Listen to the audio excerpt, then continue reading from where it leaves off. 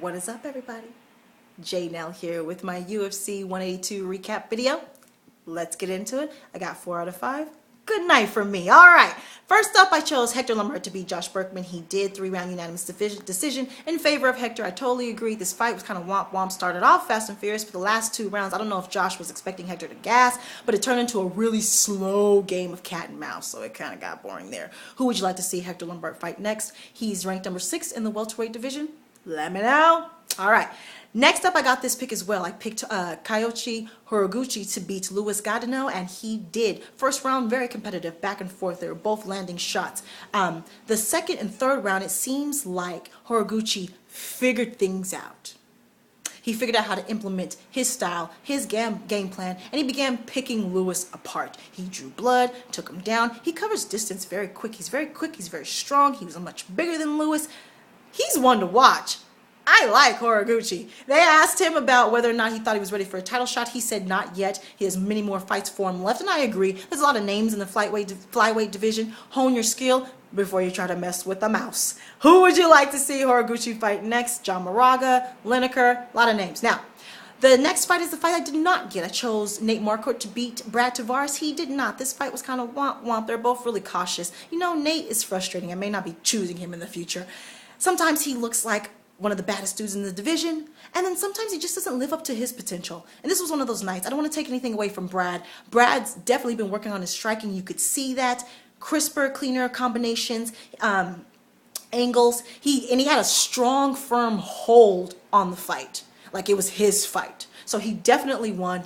Good win for him. Who would you like to see Brad Tavares fight next? Now, co-main event, I was excited for this. Miles Ferrigere versus Donald Cerrone. And I chose the Cowboy, and I got this pick. And it was a little bit more dominant than I actually thought. Now, this was a good win for Donald, but this was a very good loss for Ferrigere. And here's why I say this. I like Miles. He's 26 years old. He's always getting better.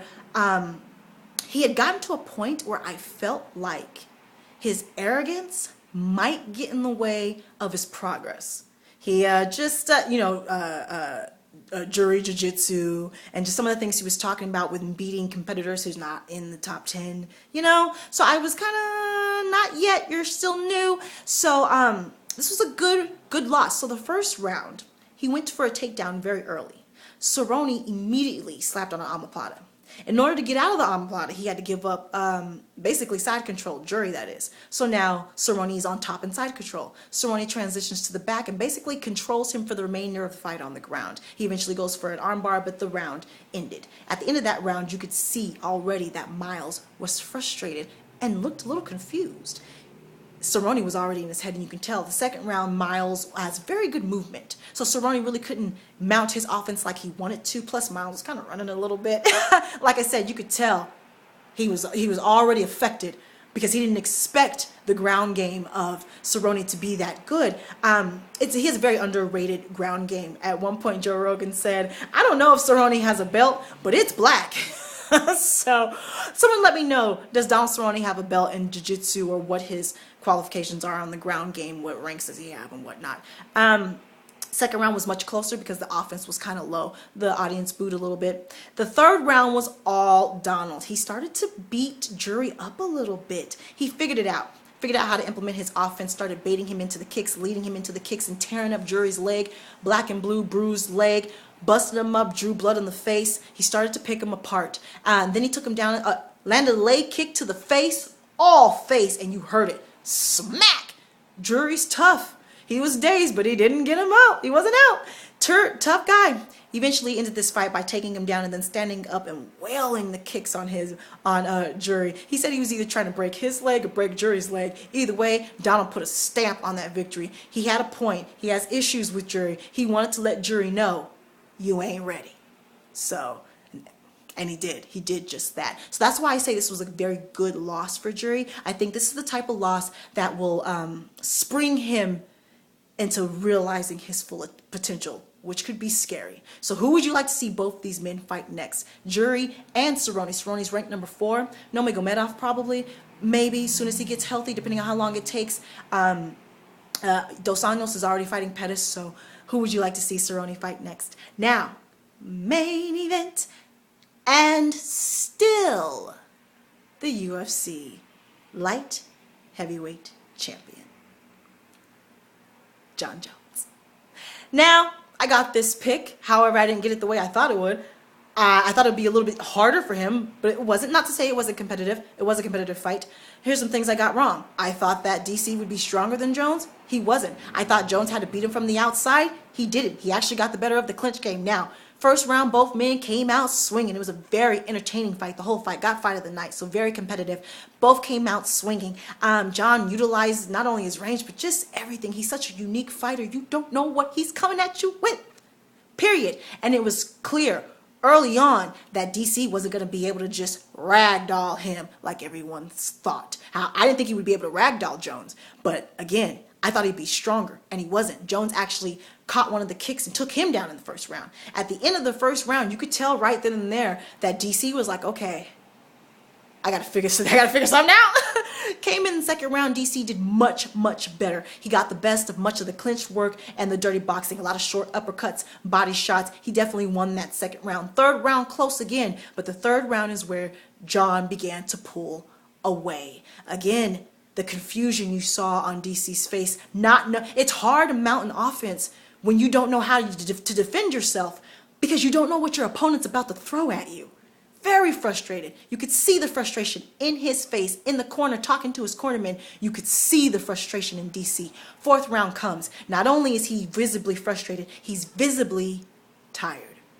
More tired than Jon Jones, that is. He even admitted in the post-press conference Jones landed a hell of a knee very early on that took a lot out of him. Plus, Jones was working his body throughout much of the fight, and it took it out of him. It wasn't because of the weight cut.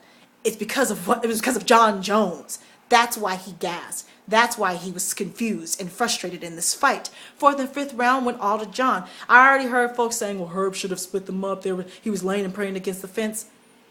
There's a difference between laying and praying up against the fence and holding a guy down and wrenching the shoulder, wrenching the arm, which he does with the overhook, elliptical kicks to the side of the knee, stomping on the foot, short elbows on the inside.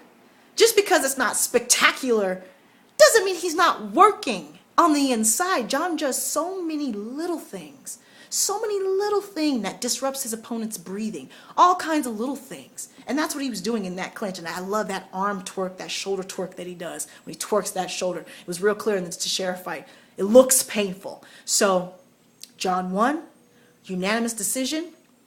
49-46 is what all the judges had. In the post-press conference, but at the end of the fight, Jon Jones threw his hands up before the bell rung. DC let up, and then he popped him a good shot. DC got mad, tried to hit him twice after the bell rung. So some controversy there, and then Jon gave him the suck it sign after he tried to hit him after the bell rung. Look, there's no love lost. He said to Joe Rogan immediately after, he said, I'm sorry I'm being classless, but I do not like DC, and that is why I'm acting this way.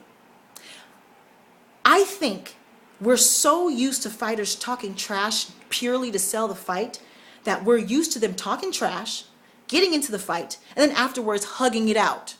The reason why they're hugging it out is because the beef wasn't real. It's like the Conor McGregor Poirier fight. Poirier, yeah, he thought Conor was annoying, but he admits, I don't know the man. So afterwards, they hugged it out. DC and Jon Jones, his feud has been going on for years, people, more than we even know from the last few months. We have no idea what these men have said to each other in their interactions in the gym in the past few years. It's the same thing with the Miesha Tate Ronda Rousey when she didn't shake Miesha Tate's hand after and a hail of boos came down. Miesha Tate and Ronda Rousey had been going at it for years. Their camps had been going involved. Miesha Tate's boyfriend was involved. They really don't like each other. That's why after that fight, Ronda Rousey was like, whatever, I still don't like you.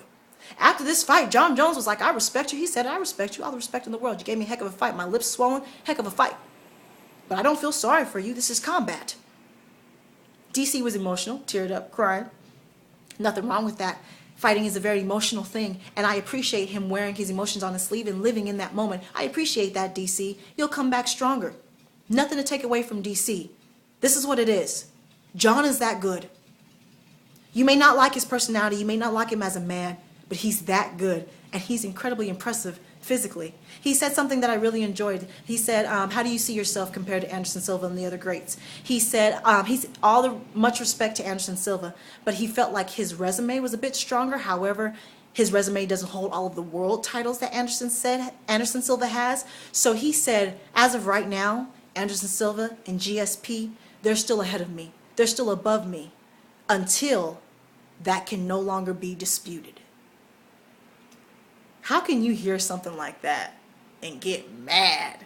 I heard that and got motivated. They're better than me until you can no longer say that they're not, that they are. He's that good. Accept it. Who would you like to see him fight? Now we know the winner out of Gustafsson and Johnson. Who would you like to see Daniel Cormier fight next? Will he go back up in heavyweight? A lot of people say that he might be able to beat Kane. So should he stay? Should he go? Let me know your thoughts on this entire event. Any injury updates? Talk to me. Follow me, friend me on Facebook at JustJnell or JNell Owens. Follow me on Twitter at JAYNELLO. Talk to me. Take care and goodbye.